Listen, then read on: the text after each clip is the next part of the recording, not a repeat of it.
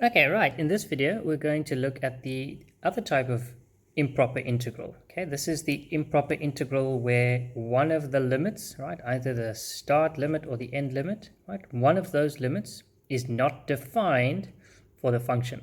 Okay, in other words, if we had to put that value into the function, it would cause the function to become undefined.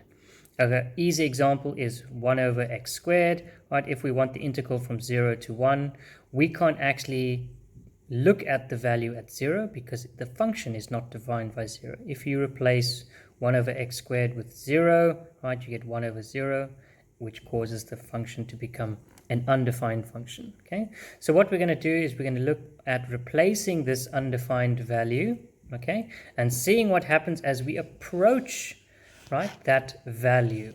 Okay, so just like with the infinity, we're going to replace whatever the undefined value or limit is with a dummy variable, and then we will we will evaluate the limit from there. So having a look at this example here, we have the curve 3 over square root 2 minus x, and we want to show that as p approaches 2, okay, the shaded area tends to an infinite value, and we want to find this value. So let's have a look at why the limit 2 would not exist. Okay, if we replaced x with 2, in other words, if we substituted in x equal to 2, this would cause the denominator to become 0 and the function to become undefined, right? And this is why we can't do that. So what we're going to do is we're going to just state what they've asked us to do. They want us to find the area from 0, right, to 2, right?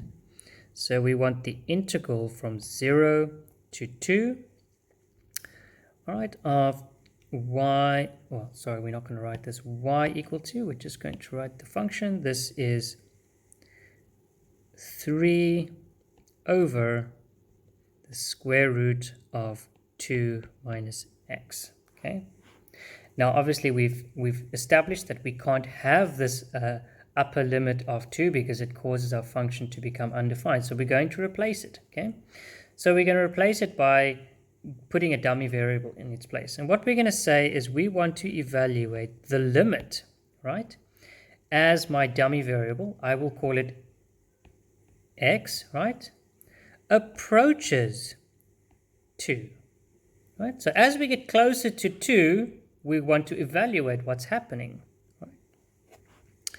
So we have now replaced our 2, which is undefined, with a dummy variable x. All right, I'm going to rewrite my equation into something that I can work with later. This is going to be 2 minus x to the power of minus a half with respect to x.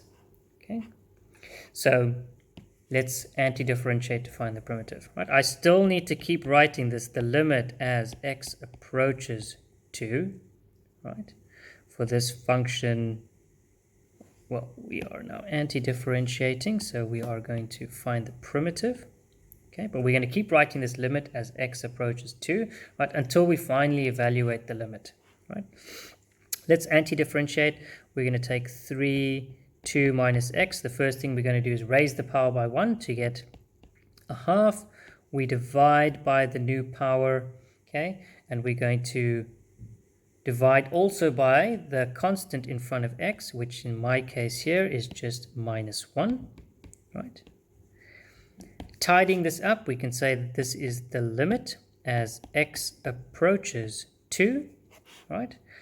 That 2 can jump up to the top, and so can the minus sign, right? And it's going to become minus 6, 2 minus x to the power of a half, right? I can tidy up one step further, right, by replacing that half with the square root of x. And I want to look at these from 0 to x. Right, we're going to keep writing. We want to look at this as the limit as x approaches 2, right? And we want to take f, right? What's my end? Well, my end is my dummy variable x. Take away f of 0. And now we're just going to substitute in, right? We're going to take our functions between those variables and subtract them. So we're going to start with x. So we're going to get minus 6 square root of 2 minus my dummy variable, right? And we're going to take away f of 0. All right, so that's going to be minus 6 square root of 2 minus 0. Okay. Let's tidy things up. So this is the limit as x approaches 2, right? We can't really do much with the first part, so we're going to get minus 6 square root of 2 minus x, all right? And here we're going to get minus,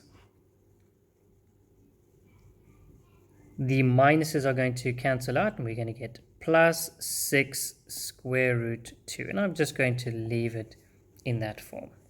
Okay, now that we've tidied things up, we're finally ready to evaluate our limit. Okay, so we can say as x approaches 2, what is happening to the inside of that thing? Okay, so what is happening to minus 6 square root of 2 minus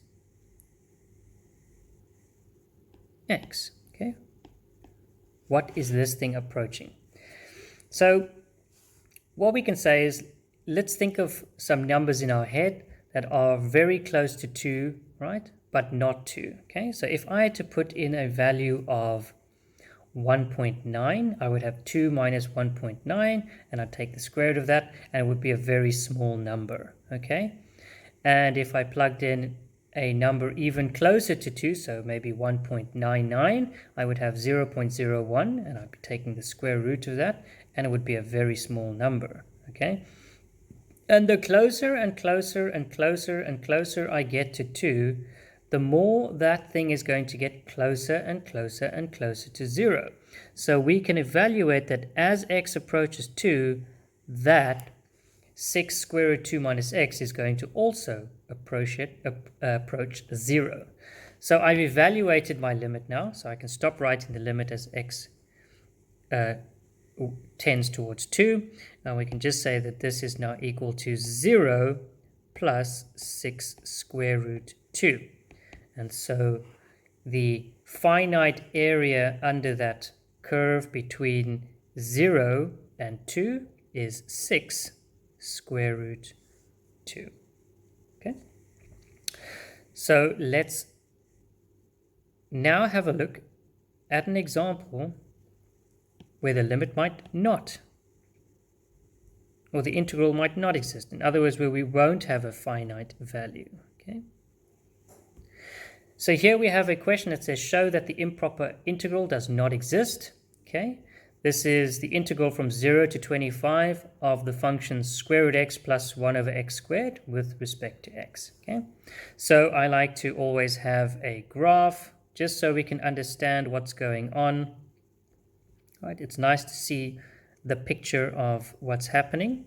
Here is the graph of square root x plus 1 over x squared with, okay, and we're looking at the shaded region between 0 and 25. In other words, all of this region here, right, and then the region that is approaching the y-axis. We want to see if that approaches some value or not, okay? So if we have a look at our equation, okay, we have 1 over x squared, which means that x cannot be 0.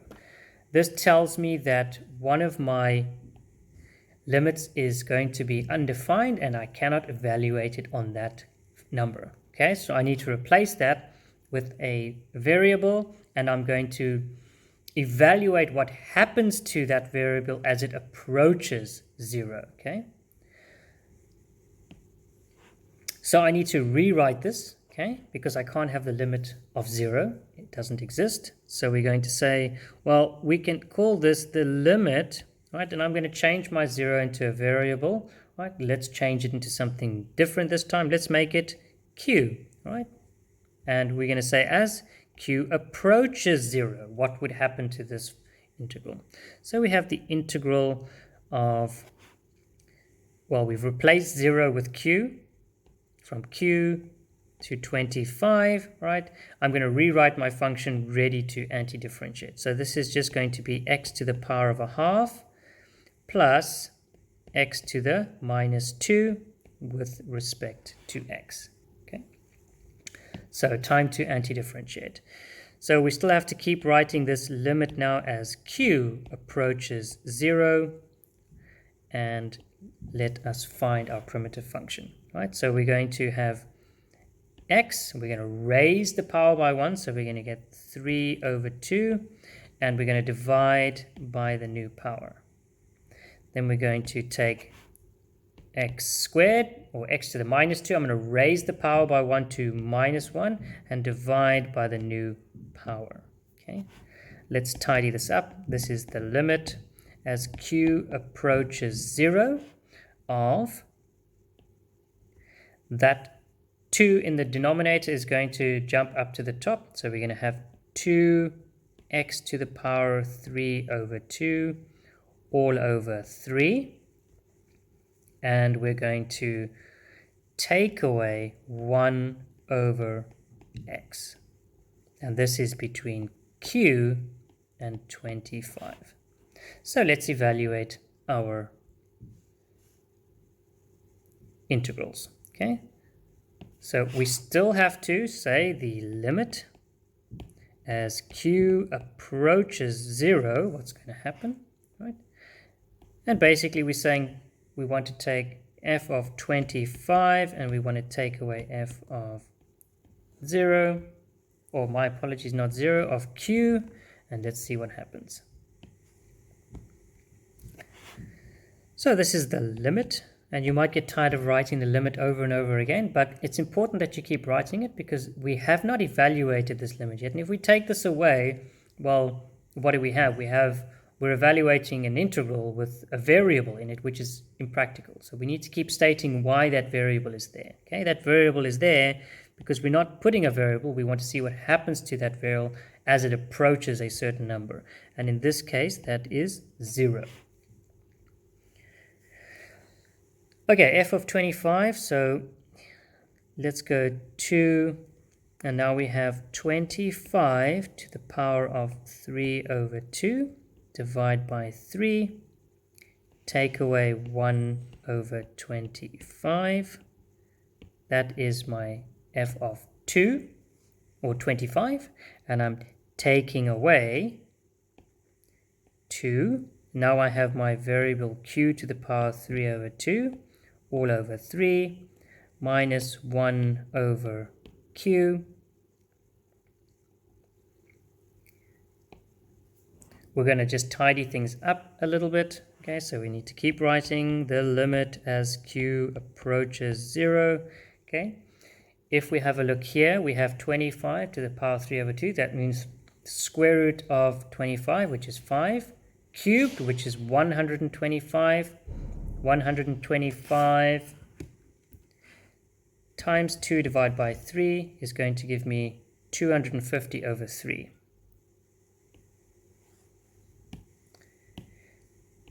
250 over 3, take away 1 over 25, okay, and we're taking away, right, well, we can't really do much at this point, we need to evaluate this, okay, so 2q to the power of 3 over 2 divided by 3 minus 1 over q.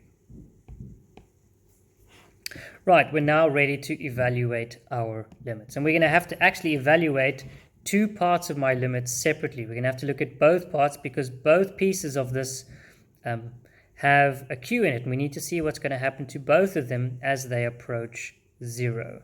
Okay? So we can say as q approaches 0, right? 2q to the power of 3 over 2 over 3. Well, we can see as that part approaches 0, okay, we're just going to get 2 over 3. This will approach, right? It won't be equal to that ever, because q to the power of 3 over 2, it will get closer and closer and closer to 0. So this will tend towards 2 over 3, okay, which seems wonderful, okay. However, minus 1 over q, right, what does that approach? Okay, well, it approaches infinity, right? So if we start putting in numbers smaller and smaller and smaller and smaller, the closer they get to 0, the smaller the denominator is becoming, which means that it's 1 divided by a very tiny number, which is a very big number. So it's approaching infinity, okay? So now that we've evaluated our limit, we can finally write here. I'm just going to take 250 over 3 minus 1 over 25, right? That's going to give me some garbled number of 83 and 22 over 75. It's not really important, okay? And we've established our two limits. This is going to be take away 2 over 3 plus infinity. Okay? And we can't add infinity to a number, and so we can say that the integral from 0 to 25 of my function, which was square root x plus 1 over x squared with respect to x, is not defined. Okay, so there again we had an example of when we have the area approaching a finite value, right? And we have an example of when we don't approach a finite value. In other words, this area would have just continued on for infinity. So there's no defined value for it.